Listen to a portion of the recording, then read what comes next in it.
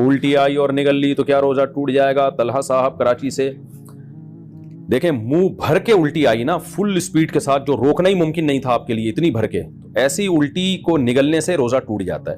لیکن عام طور پہ جو ابکائیاں آ رہی ہوتی ہیں، سحری کے بعد لوگوں نے اتنا پھوڑا پھاڑا ہوتا ہے، افطاری میں اتنے پکوڑے پھوڑ دیے اور پھر سحری میں بھی دبا کے پھوڑ پھاڑ دیا، تو اس کے بعد تباہی آ جاتی ہے اور وہ ابکائیاں آتی ہیں، تو وہ تھوڑی بہت جو ابکائیاں آتی ہیں ان کو نگل لیا تو اس سے روزہ نہیں ٹوٹتا۔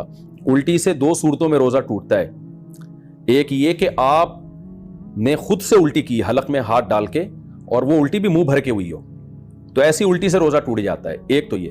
دوسرا یہ کہ الٹی آپ نے خود نہ کی ہو، ہوئی منہ بھر کے ہو لیکن آپ نے نگل لی اس کو، تو روزہ ٹوٹتا ہے۔